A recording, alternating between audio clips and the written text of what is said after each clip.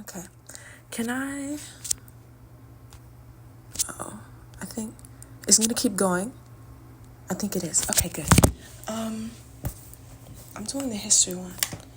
I was going to do, like, a YouTube video thing, of course, but it's the morning. I got the times mixed up for whatever reason. I was convinced that we were leaving to go to Houston at 2 o'clock in the morning.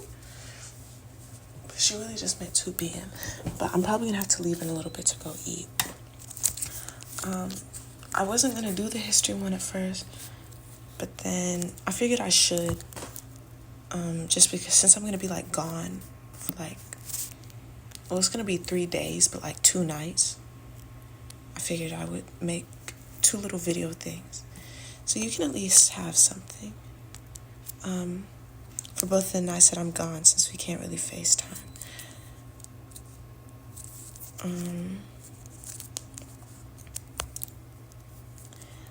But yeah. This is a history one. Hold on. Yeah, I was gonna, like, put my face in it, but like I said, it's early in the morning and I don't have no type of mascara or makeup on. I look naked. And then I also needed to, like, be on my phone so I could look at the history things. I'm not even gonna lie. Oh my gosh, what am I doing? I completely forgot. This is technically, what episode of this is this? Is this episode 4 or 5? Here, how do I go to my video?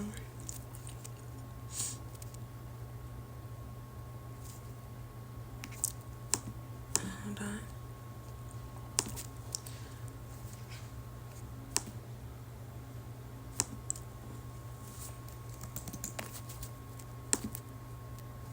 Okay, so this is episode 5 of the Yap Chronicles. Hold on, let me find a song. Like, I don't even know what song to put on. It's, like, all over the place. I don't even know if you're going to be able to hear it. I mean, you should be able to.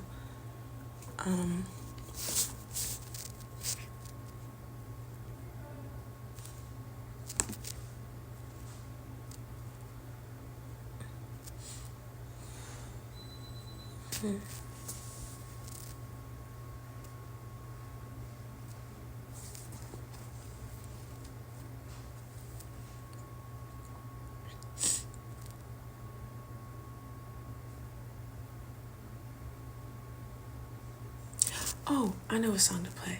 This is, like, one of my favorite songs of, like, all time. I think I showed it to you. Because I already did, like, one little thing. Or no, maybe I should do a different one. Because I'm pretty sure I showed this song to you.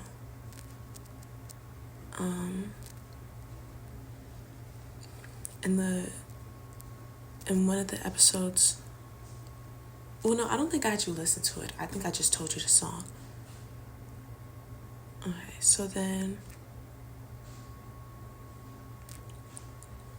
I'll do that song for another one.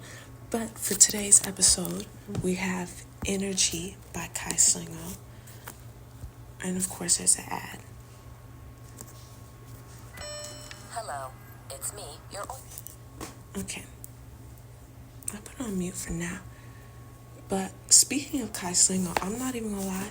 When I put law recognition and, like, the playlist we shared, I'm not gonna lie, I was, like, so surprised when you knew who that was, because I've, like, never met anybody who knew who Kai Slingo was. So I was, like, so surprised and also kind of happy, because, you know, of course it's nice to know people that know and like the same songs as you, so that was nice. I don't know if you can really hear it, but this song is really good. But yeah, this is episode 5 of Yap Chronicles. Spectrum Speaks. What was the other thing that I said?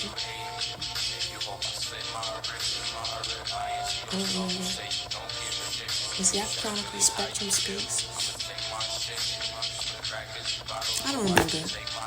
But yeah, and today's episode is on weird history facts. I'm gonna just keep the songs playing in the background. But I'm not gonna lie, a lot of the stuff that I knew, I honestly forgot. Cause I never had anyone to tell. And so it's kind of just sitting in my brain for years. Then of course I forgot it. But most of these facts are some of them are from when I showed you the scrapbook. And I was like, oh my gosh, I have so many history facts. Some of them are for that, but I'm not gonna lie, I forgot a decent amount of those too. But most of these are African American, because I took African American studies my sophomore year. I'm not gonna lie, that was one of my favorite classes of all time. That class was honestly so interesting, and it was so much fun because I had a bunch of, oh my gosh, the people in that class. I had of course all of my man friends in there, which was really nice because I was afraid I wasn't gonna be with them, and it was just some other people that were in that class. That class was so much fun. I think Sincere was in my class. I think he was.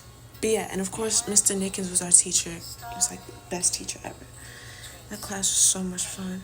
But yeah, I'll probably start with the African American facts first, because I'm not even gonna lie, I have a whole little note section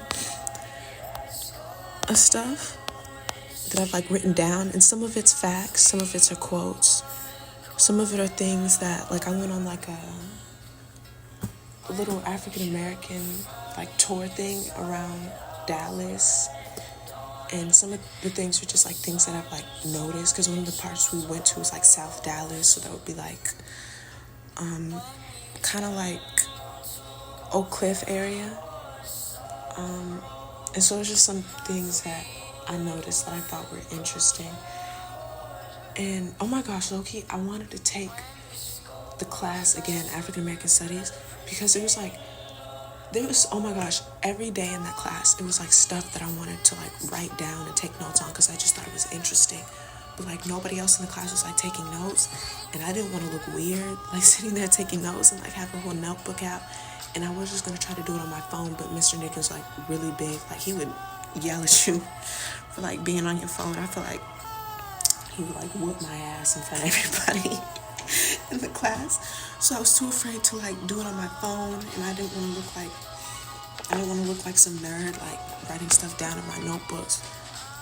So there's so much more. If I remember it, I'll try to include it in the video. But I'll kind of just go down the list. So one of the things, and thankfully a lot of the stuff I kind of remember the back story to, which is good.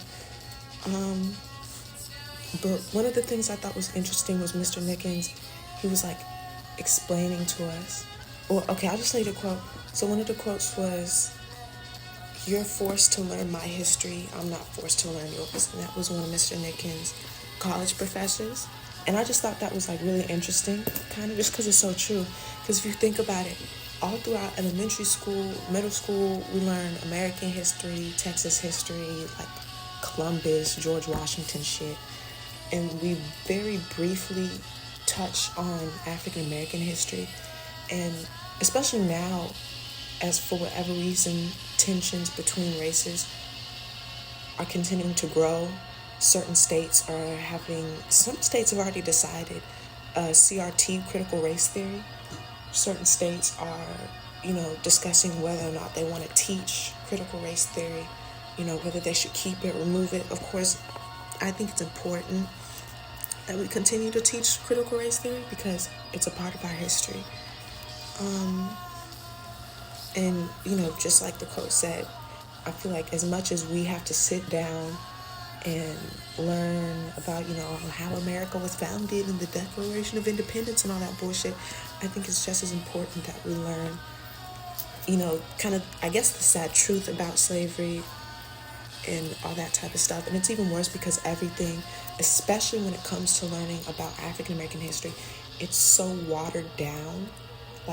the shit that we did learn was literally just like the tip of the iceberg, if the stuff that we learned was even true, because a lot of stuff we learned was lies, literal lies. And honestly, the same goes for the white history that we have to learn. A lot of it is lies as well. A lot of it is glorified. Some of the stuff we learn, it's like, oh, Thanksgiving, the white people befriended the Native Americans. It was like, that shit did not happen at all. It did not go like that at all. So, I don't know. Just first quote I thought was interesting. Another thing I learned was April Fools. I don't celebrate April Fools really. I think it's like funny, seeing other people do it. But I don't know. It's not something I like go out of my way. Like, oh, I'm gonna go, prank somebody and egg their house or some shit like that. Whatever people do. But Mr. Nickens was telling us, as Black people, as African Americans, we should not be celebrating April Fools, because the whole thing April Fools is based on. Hold on. Okay, I think I'm good. But the whole thing April Fools is based on is how, like that. I forgot. See, this is why I'm so mad. I forgot everything. But I know at some point in history, I don't remember why, but white politicians, like government officials, I believe, were promising African Americans 40 acres of land and a mule. So that's how you're, like, the saying, like, 40 acres and a mule. But basically, and oh my gosh, what day is April Fool's? Is on April 1st. So I think that was the day they were like, oh yeah, we'll give you guys 40 acres and a mule. I don't really remember why. I can look it up. Hold on. Okay, this is the second part. I really hope I can, like, turn this into a YouTube video or something, because I don't know how else I'm gonna, like, send it to you. But where was I? Was I talking about April Fools? I think I was. But yeah. We're supposed to celebrate April Fools. It's white people. They're like, oh yeah, we'll give you guys a 40. Hold on.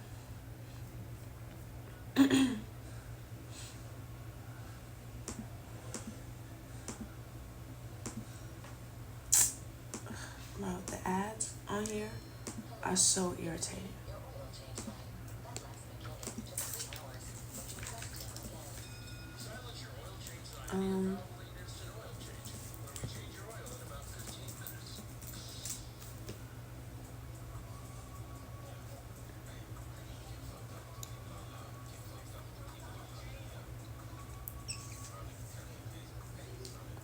But yeah, I think I looked it up. I think it was like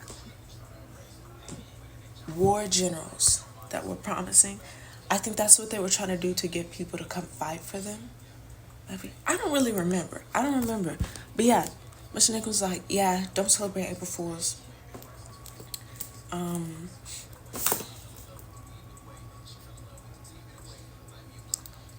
Because that was... Hold on, I just realized. Because that was white people.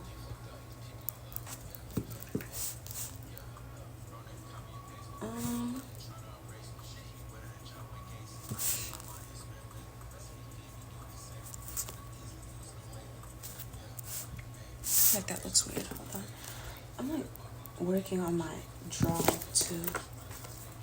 But yeah. Really not supposed to celebrate April Fools apparently. Because of that. I don't really remember what I was talking about. But what did I write? Oh, but he was saying not to celebrate April Fools because, of course, they didn't get the 40 acres and a mule. They were lied to. And I think the whole holiday was kind of based on that because white people are like, oh my God, you guys are so stupid. You really thought we were going to give you that? You guys are fools. So then April Fool's kind of was created based off of that. I thought that was interesting. The second thing that I wrote was there's like a religion. I'm pretty sure it's a religion, and it's called Rastafarian. You might have heard of it, but Bob Marley was a Rastafarian. And I'm sure there are like other people. I think it's a pretty popular, I don't know if it's a religion or if it's like a culture or just like a way or ideology. I don't know. I thought it was a religion, and for the sake of that, I'm gonna just call it that, but it might not be an actual religion. But I know it's very popular in like the Caribbeans, and kind of just like Jamaica and like those islands and things like that. But basically, Rastafarians, they kind of, I don't really remember everything, but I know, of course, they still believe in God, I believe, but a huge part of their religion or culture, I guess, is also smoking weed. So that's one thing that, even though it's kind of looked down upon by a lot of people, that's something that they consider it, like I said, part of their religion or culture or whatever. And it's something that's important to them. And another thing is growing their dreads, which I thought was really interesting. Like, they grow. Okay, I'm back. I had to leave again. What was I talking about? Rastafarian. But yeah, another thing that's like really important in their culture, religion thing, I don't know, is keeping their dreads. Like, that's something that's really important to them. Like, you see like a lot of Rastafarians, they have like these long ass dreads. And the thing I thought was interesting was that's actually the way Bob Marley died. He had a brain tumor, but because he was a Rastafarian, he couldn't. That's like one thing in their culture or something that, you know how some, I don't know how to explain it, like a lot of people, like people who are Muslim, they like can't eat pork, I believe, or it's like, what's it called? I think they can't, but it's like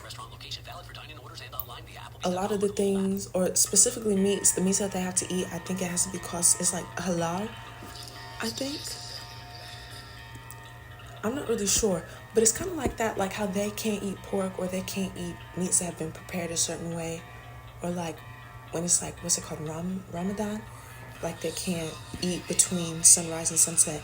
It's Rastafarians also have something similar. It's like they can't cut off their dreads. So that's how Bob Marley died, because he had a brain tumor, but because he was a Rastafarian, he didn't want to cut off his dreads. So he just let the tumor grow, and then he died. I thought was interesting. Another fact that I thought was kind of funny, back then, in like the slave days, when slaves, specifically men, would sag their pants, that meant they were available to the master, meaning that they were available to get back shots. So whenever like kids would come in Mr. Nickens' class and their pants would be sagging, Mr. Nickens would always be like, "Oh, you like that? You available to the master like that?" It was funny, but yeah, that's how sagging pants kind of originated.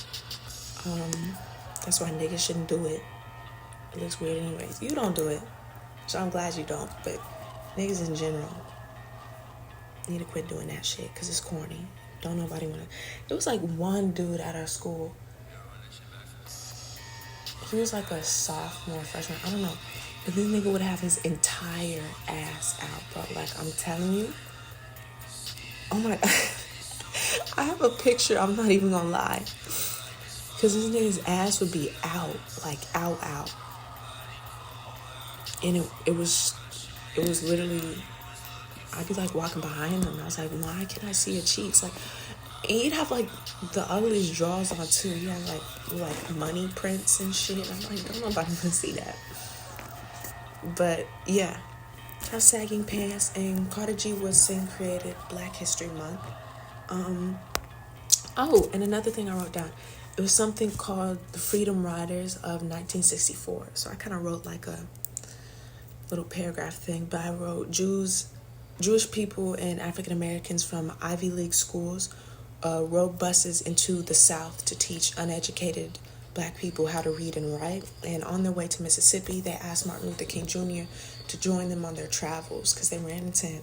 And Dr. King refuses, saying that they would die, and any smart person would turn around and go back up to the north. And sure enough, they continued on their journey. And sure enough, when the Freedom Riders arrived in Mississippi, one of the buses was burned, and the other buses were taken over by quote-unquote protesters in the South that blacked out the windows on the bus and beat the Jewish people and blacks. And of course, the protesters were actually just spiteful country bumpkin ass redneck white people. Sad fact, but I also just thought it was kind of interesting. I thought it was kind of nice too that, you know, you have this group of opposite races at a time where, you know, tensions were at their all-time high when it came between Black people and white people. So you have these Black and white kids, you know, coming together and, you know, trying to support and help a cause. Some of their travels were successful. It wasn't that they failed immediately. They did go to other schools in other states, I believe, and helped the Black people down there. But it was specifically when they went to Mississippi where shit went south. And of course, because it's Mississippi, that's like the most racist state ever. I'm pretty sure Mississippi was the very last state to abolish lynching. So, you know, love Mississippi, I guess. Just another quote I thought is by Malcolm X. If you stand for nothing, you'll fall for everything. I don't know, I thought that was a cool quote. And I wrote something, Blaxploitation. It was like a play on exploitation films, I believe, but Black people. So it was like a movie I still have to watch, but it was I don't even remember what kind of exploitation films are, or hold on. Blaxploitation. Let me see. Yeah, so exploitation films. Okay, so then what's an exploitation film? But I remember some movies were like sweetbacks, badass songs for that.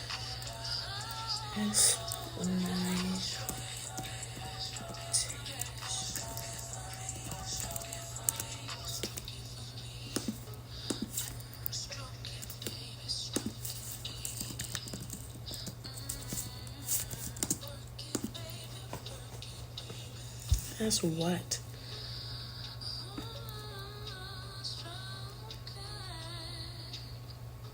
Oh, okay, so the films that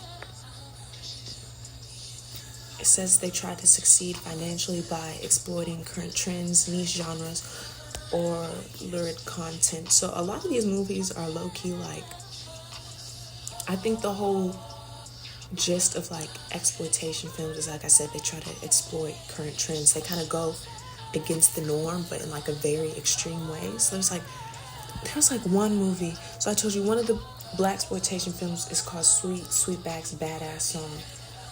But a lot of like the white exploitation films, most of them are like really racist. There's like one is called The Cannibal Holocaust. There was one movie I remember, like a lot of, specifically the white ones, they all have a lot to do with Nazis, KKK, racism. There's like a lot of like, I don't know, naked white women and shit. Lots of swastikas. One is called Nude Nuns with Big Guns. So, I don't know. Just to kind of, but I didn't really write anything down for that. I just remember that was one movie, Sweet Sweetback's Bad Ass Song, or Story, something like that. It was a movie I've been wanting to watch for a while. But another fact, there's an actor named Halle Berry, and she was the first African American woman to win Best Actress for a movie that she was in called Monster Ball. And the reason why this is interesting, and not really interesting, it's low-key kind of disgusting, is because, oh my gosh, I remember watching that movie literally when I was like 8 years old. Like, I have no clue why it was on. I think it was at my grandmother's house. And I remember seeing, bro, that movie was so disgusting. Like, bro, seeing that shit at like 8 was, oh my goodness. But basically, the reason why this fact is interesting, because yay, hooray, she won, she was the first African American woman to win Best Actress, but it was specifically for her role in the movie, because there's a specific scene where, oh my gosh, that movie is so disgusting. I don't really remember how it happened, but she was like with this white dude, of course, and then I don't even remember what she was saying, but it was like so gross. It was like, ugh, oh my gosh, I don't even want to think about it. It was disgusting. But basically, in the movie, they dead ass just fuck. That's really it. And she said some like really like out of pocket shit. Like, it was really weird. But yeah, that was I think specifically the part she won Best Actress for, which is why that fact is interesting, because it kind of just goes to show you how much, even back then, because when did that movie come out? I don't remember. It was definitely like late 1900s, but it just goes to show you how much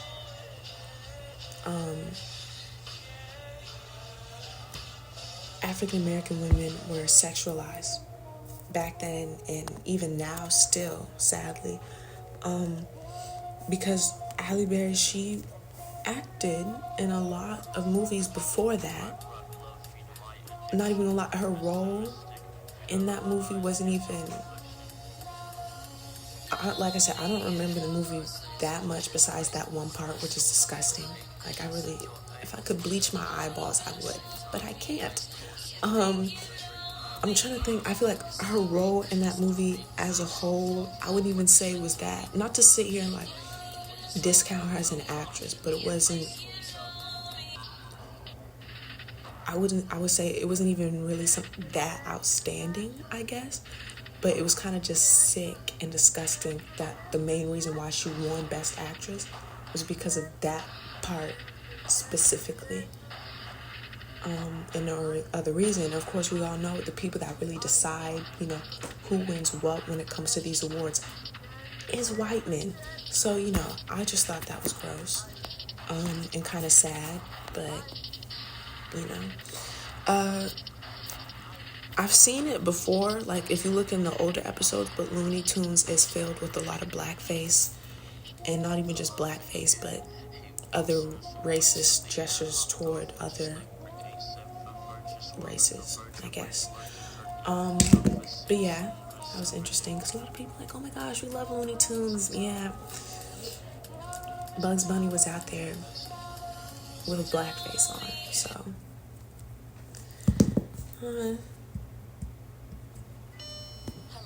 just thought that was interesting. If you like Looney Tunes a lot.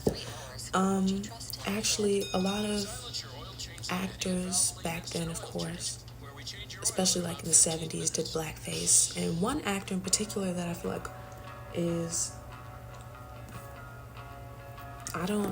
not overhyped, but I feel like she's put off to be Judy Garland. So I feel like a lot of people, when they think of Judy Garland, like, oh, Wizard of Oz, she's pretty, da-da-da-da-da. She's so sweet. She sang the Christmas song or whatever. I feel like a lot of people make her seem to be more, I guess, innocent in a way than she really was, because Judy Garland actually also did blackface, which I feel like if you told a lot of people that now, they wouldn't believe. They'd be like, oh my God, Judy Garland, what are you talking about? The girl from the Oz? Yeah, she did blackface. Which, of course, not to sit here and be like, Judy Garland is a terrible person. I mean, I guess she kind of is because she did blackface, but it also just shows you how normalized it was back then. And there's, and it's kind of going to go into a point or another fact I'm going to later, but her doing blackface really just shows you how normalized and how comfortable white people felt, and how, you know, putting on blackface was like wearing a Halloween costume at that point. It wasn't something that was looked down upon a lot back then. And so it kind of goes into my next point. Even black people themselves did blackface, which is kind of stupid because they're already black, but they would really go above and beyond with the pitch black paint and using like the red to go around their lips. But black people did blackface as well to make white people feel more comfortable and to make them feel like that what they were doing, not even just blackface, but being racist towards other black people, was okay and funny. And there was one man in particular who was most popular for doing it. I don't remember his name, but I just thought that was kind of sad, because it kind of just shows you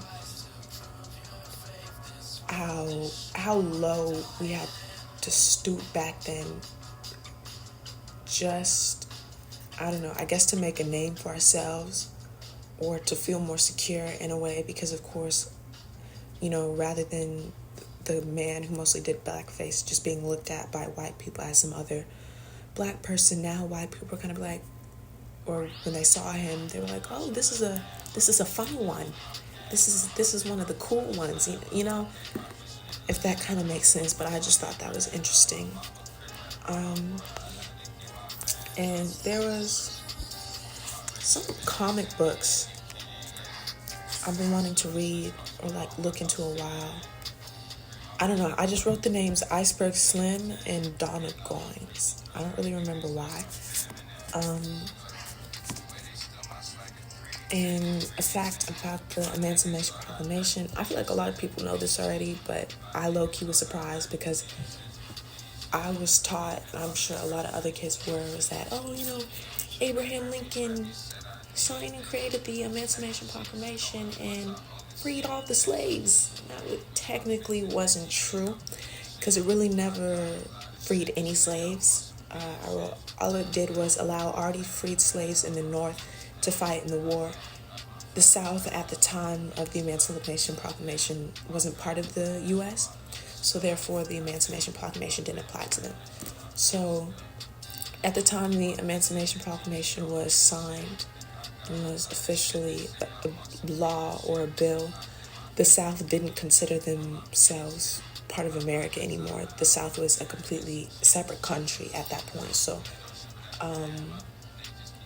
I think this was after the Civil War, I believe, when it was like the whole Union and Confederate thing. So after the Confederates or the South lost, they kind of were like, you know what, we're not gonna...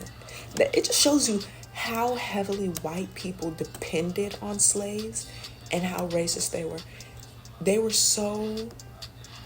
wanted to keep their slaves so bad and keep going with their racist and discriminatory ways that they completely cut themselves off from the rest of America just so they could keep slaves, because they knew, because that's what was at stake during the time of the Civil War was slaves.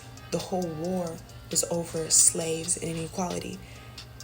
And since the Confederate lost, they knew, hey, if we stay part of this, we're going to lose the main thing that is making us money, the main thing that is making us very powerful. So they went as far as to cutting themselves off completely from the United States and becoming their own entity just to keep their slaves. So that's why the Emancipation Proclamation never really did anything, because it never hit those areas that needed it the most, which was the South. Another thing I thought was interesting is homeowners associations. That's something that's like really common in today's time. But HOAs were created in the North, actually, which is kind of surprising because I feel like, honestly, the North was just as racist as the South. I feel like a lot of people, and we were also taught, hey, like the North was like a safe haven for African Americans, when really it was just as bad. But homeowners associations were created in the North as a way to keep black people out of white neighborhoods. And even though the North was acclaimed to be a place that where people were treated equal, there was still a lot of hidden racism. And so HOAs was one of those I get concepts of hidden racism. And it was just interesting because, of course, black people in the South couldn't get homes or be homeowners, so there was no reason for the South to have HOAs. But it was created, like I said, in the North to keep black people out. So they would set certain rules like you have to make this amount of money, or you have to have a car, or they would just, it was okay, just so like fucked up what they did. They would create these legal loopholes to keep, and I feel like that's something I talked about later on in here, I don't remember, but there were so many legal loopholes created just to keep black people in the state that they were. So HOA rules at the time, a lot of the rules weren't even things that made sense for the HOA. It was just people coming together and thinking, okay, what's something that we could use to keep black people out? So like I said, they would make rules that you had to make a certain amount of money. Well, of course, since they were black, a lot of black people at the time didn't have jobs, let alone were making a good amount of money as much as white people were. So that was one way they kept them out. Like I said before, they made a rule that you had to have a car. A lot of black people at the time were not car owners. So, that was another way they kept them out, and to make sure that they couldn't live in these homes because they felt that it would bring the value of their homes down. And not even that, white people were just spiteful. And they didn't want to live in the same area as black people because it made them feel less than. And so a lot of ways, Jim Crow laws were, this is kind of what I was talking about, like the legal loopholes that white people created. White people, I don't know, they some different type timing back then, because they were literally, it was just so crazy to me. Mr. Nickens, he was like, he just thought it was so appalling and interesting how white people would literally come together, sit in a room, and literally think and say, okay, how can we keep these black people from doing this? How can we keep these black people below us?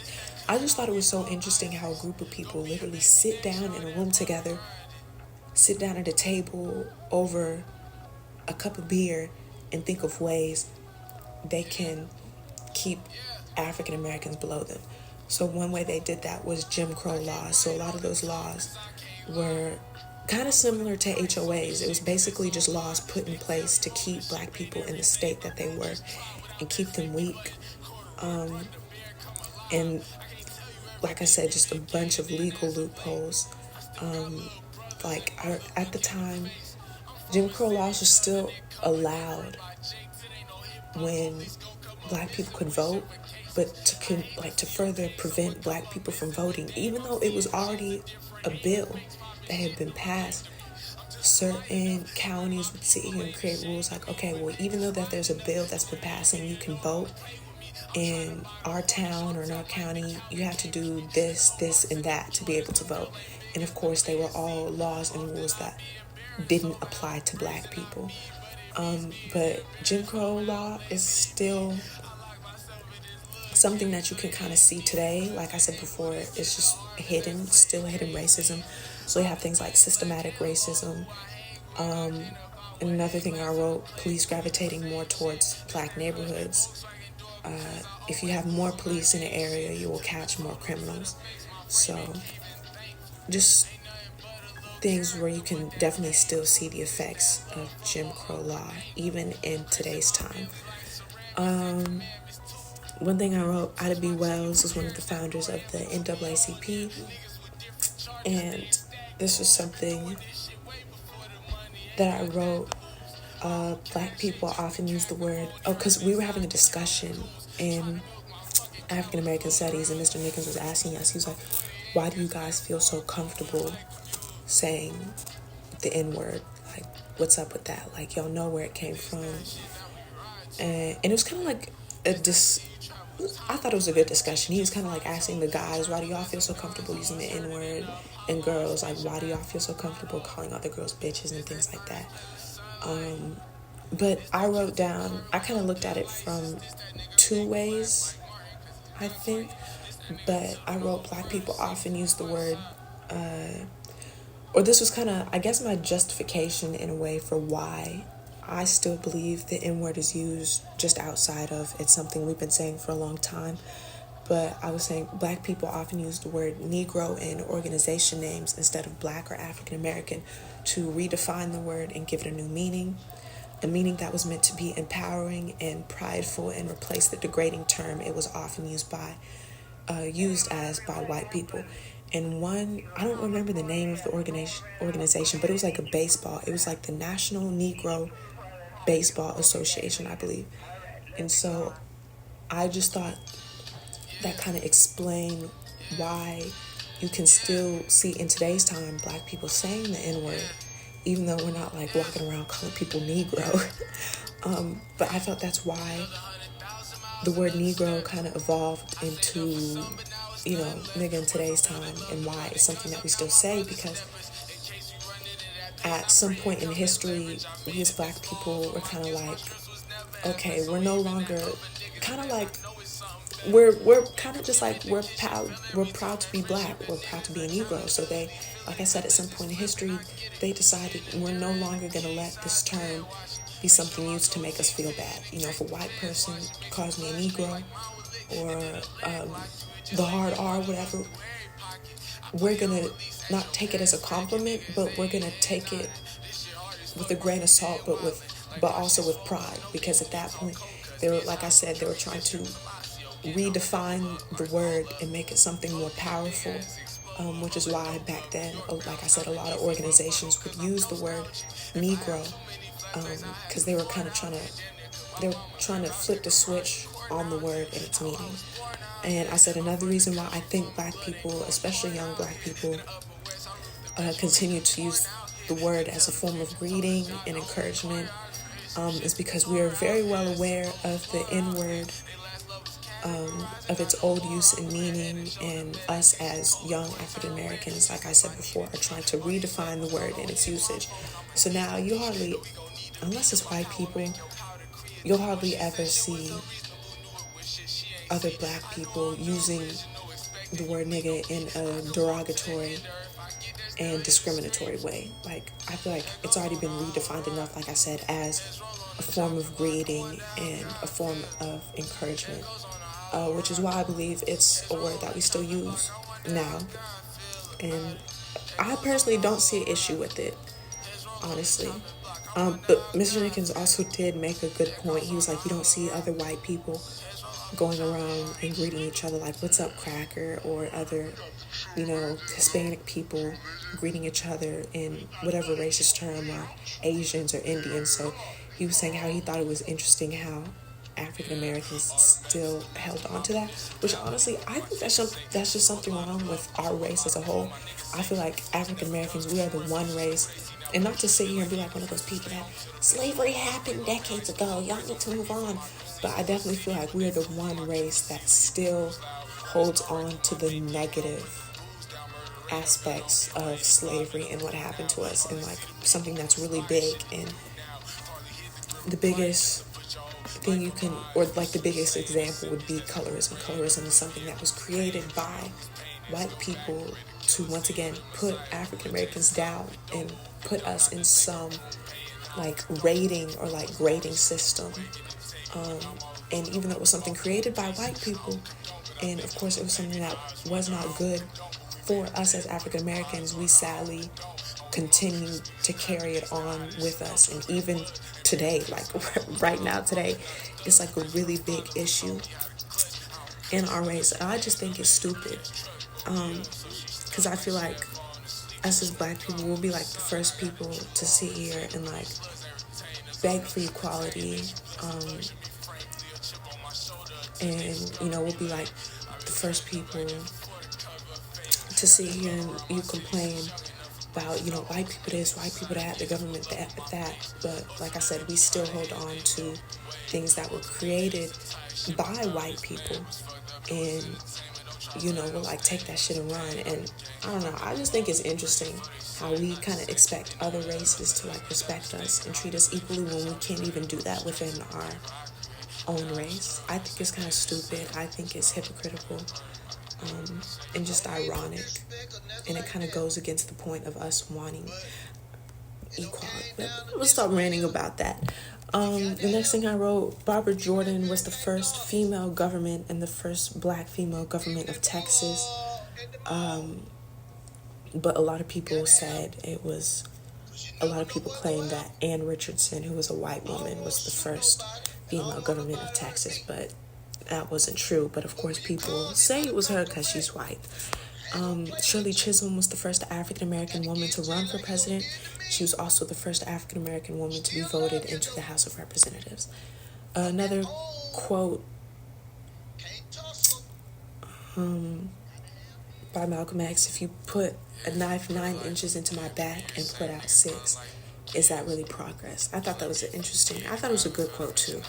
How I feel like as black people, we'll kind of, when it comes to us wanting equality, we'll sit here and take anything we can get, which in today's point in time, it makes sense.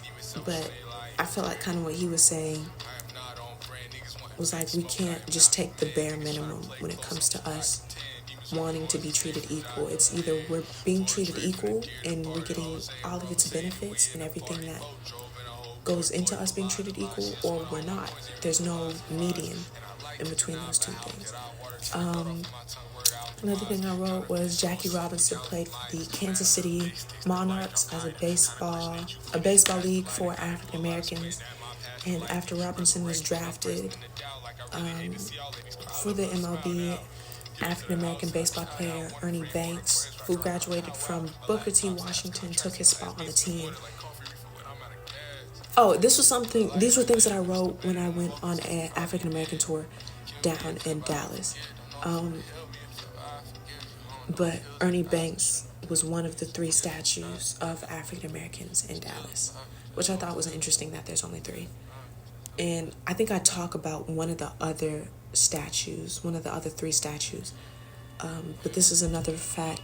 So, yeah, here we go. In West Dallas, there is a statue of Rosa Parks sitting in a bus seat meant to represent her refusal of getting up from her seat on the bus. I found it interesting that in the one area that was meant to send a strong and powerful message to all people in Dallas was the one place with the most homeless black people and ghetto-looking black people as well. And just a block away, I wrote, just a block away from the statue, a group of black men were shooting dice on the sidewalk, which I thought, it was kind of sad but interesting. Like I mentioned before, the statue was supposed to represent something powerful, but all around that statue, you just see nothing but poverty and the effects of racism. Because like I said, I was in like the West and South Dallas area at this time in the tour. And I low-key just thought it was funny that we were on like a bus and we were kind of like riding through. It was low-key so sad, like riding through that area. Like I thought Shreveport was bad, but West Dallas was like a whole nother tax bracket, if you will. And I think I talk about why that is a little bit later. If I don't, I'll try to remember to talk about it. But yeah, I just thought it was interesting. Like, we saw the statue and then we turned the corner. It was niggas shooting dice on the sidewalk. Another thing I wrote, I don't think this was also part of the tour. So within 3 months, James Madison High School went from an integrated school with whites and blacks to all blacks due to the white people being kicked out. The white kids and parents were so angry about this that they made the principal change the mascot, school colors, football uniforms and even the name of the school, which was originally Forest Green High. So the school was originally Forest Green High or Forest Eve High, something like that. But because the white people were so mad that they got kicked out of their own school, they made basically every single aspect of the school be changed, which is why the school is now called James Madison High. The last statue of an African American person located in South Dallas. Oh, the last person of an African American person is located in South Dallas, which is a statue of MLK. It's also said in this area that this is one of the only places where MLK and Malcolm X cross paths. Besides that, once again, in front of the statue of MLK, there was a prominent number of homeless black people sleeping and gathered around the statue. This leaves the question of would that area around these statues look the same? Oh, this is exactly what I was talking about. This is why I was so mad. I wasn't mad about the fact like, ew, look at all those ghetto black people, look at all those, homeless people. I was irritated because I wrote, this leaves the question of would this area around these statues look the same if it was a statue of some racist, power-hungry white man. And I thought that really explained why the area around these statues looked the way that it did. I just thought it was so interesting. Like every other area, you see these white founding father looking ass niggas riding horses. These statues of them on top of horses, and it's in a nice, well-kept park. But the few places that we actually have statues of African Americans are the few places that look very unkept. And I don't know, I just thought it was really sad. In a quote by MLK, violence is immoral because it seeks to annihilate rather than convert. One thing I said I was going to try to remember to talk about was another thing that I learned definitely plays a huge part into why literally like tax brackets and the level of poverty in some areas, like you can be in the same city but not, if that makes sense. Like the difference between downtown and like North Dallas and the difference between West and South Dallas is something called redlining. Of course, it was something created by white people to try to push black people. It's basically another form of hidden racism. It's their way of trying to segregate us. They'll basically build highways, in the middle of neighborhoods, or just they basically just build highways to try and separate white people from black people. So they're like, they start, I don't really know how to explain it that well, but that's why the difference in just quality of lifestyle in Dallas is the way that it is because of things like redlining and also things like gentrification. I'm sure you know this already, but like gentrification is like white people's way of pushing us out of areas that we kind of already inhabited. So you see this, white people will start in lower income areas. They take advantage of the fact that the area is low income, and they slowly start to, not only do more people slowly start to move in, but with that, they start raising the cost of living in that area, forcing African Americans and just lower income people as a whole to have to find a place to relocate. So you'll have like a lower income, majority black neighborhood, and then more white people will start moving in. And with that, they start building more expensive houses, causing, of course, the surrounding houses to go up in price. Because like the houses, you have to pay like the mortgage on them. And so I noticed it even happened like in my neighborhood. Literally a house right across the street from mine was literally sold for $500,000 basically. I think it was either sold for $500,000 or $1.5 million, but sold for an insane amount of money. And a lot of people in our neighborhood were mad and low-key kind of scared because they knew that with that house being sold for that much, the home rates would definitely go up, and a lot of people were worried about them not being able to continue to be able to afford living in our neighborhood just because that one house was sold for that amount of money. So that's kind of like the same thing when it comes to gentrification. White people will move in, build these big houses or build these really expensive areas and cause the home rates to go up, forcing black people out so more white people can come in and take over that area. That's one thing I thought was interesting. There was something else I was going to talk about. So yeah, I think that's all the African American facts that I have that I can remember. Oh, and I wrote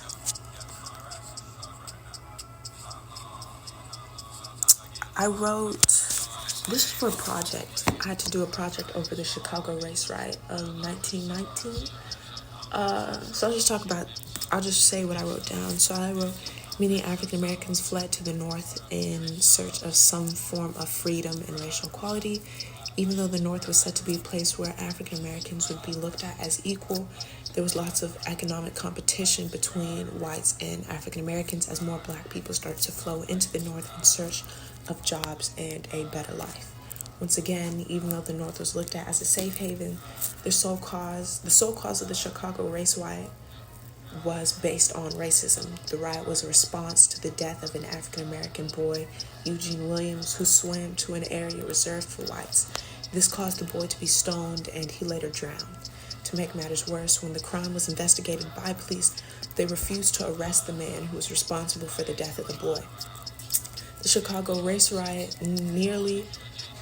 lasted nearly a week, leaving 23 African Americans dead, 15 whites, and 342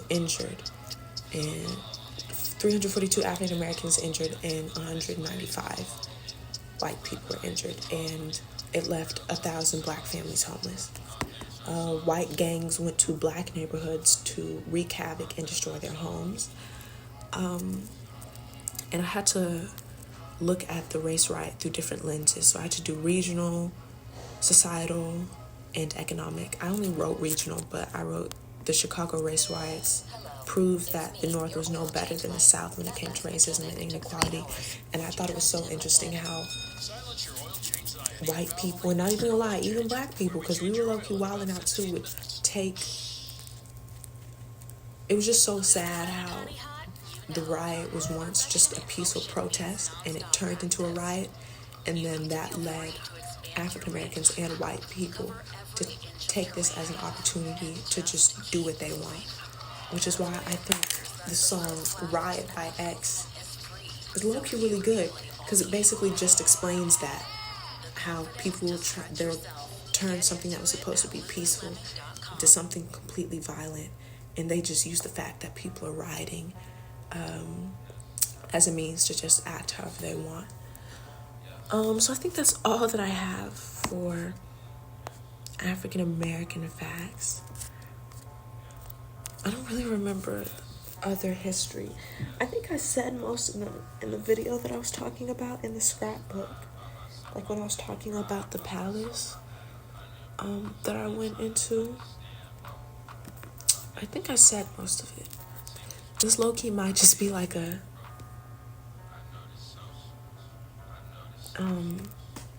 literally just like, I know I said like a general history. I know like more facts, but I just don't remember them right now. And I low-key need to finish packing because I'm not done, and we're getting ready to leave in like 30 minutes. So I low-key, oh my gosh, I low-key don't. And I was supposed to be working on my drawing of Sonic. I did not do that at all. I just sat here and yapped. And I'm not even mad about that, because I'm glad that I finally have someone to tell all my interesting facts about. And I'm glad that it's you. Like I was saying, I low-key don't, like, oh my gosh, I don't know. I'm like nervous. I'm really scared that I'm not gonna like the school at all. But I already feel like tied down to it. Thankfully, because of the scholarship, my enrollment deposit was $50. I only had to pay $250 for my enrollment deposit enrollment and housing, actually, which I thought was really good because a lot of the other schools, their enrollment deposit alone was like $275, and it was like another $150 on top of that for housing. So thankfully the deposit itself for enrollment and housing wasn't a lot. But like I said, I already feel kind of like tied down, and I'm nervous that I'm like not gonna like this school. And I really just don't even want to go anymore because you're not gonna be there with me. Like, I don't even want to go anymore. Oh my gosh. Like, I'm not even gonna lie to you. My mom was like, she's telling me, she's like, oh yeah, you should have Alex. Because I feel like I want you to come, like, when it's moving day for me. Like, I want you to be there.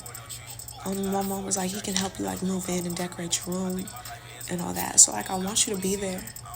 And I go, but I'm just going to be completely honest with you.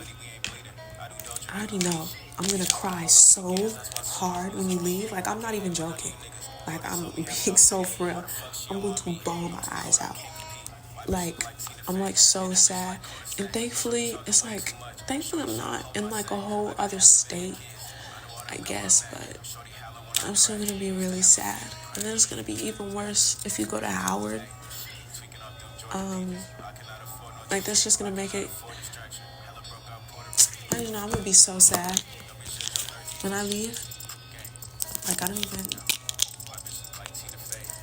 want to go anymore just because of that reason.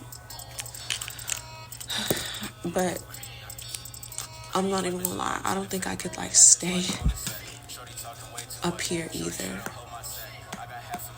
Why can't you just, like, is it, like, too late for you to, like, I don't know, switch schools? You know, I know, like, Texas Southern and Prairie Views, I'm pretty sure you can, no, I think it's passed. Oh my gosh. I think you can still go to Texas Southern. I know I think you still have until, like, August. There are literally some schools, like in Houston, you literally have until August. So, you know, just some food for thought. You know, just, you know, I'm not saying that, of course, since UTD gave you the money, but just a suggestion. So I don't jump out of the window when I go to the school and I'm by myself. But yeah, I'm probably gonna start getting ready to leave. But yeah, that's all I have for today's Yap Chronicles. But yeah, I'll definitely text you, like, throughout the day. I don't think I'll be able to FaceTime, because the first night I'm going to be in the hotel with, like, my mom and brother, and then I'm going to be at the school the next day.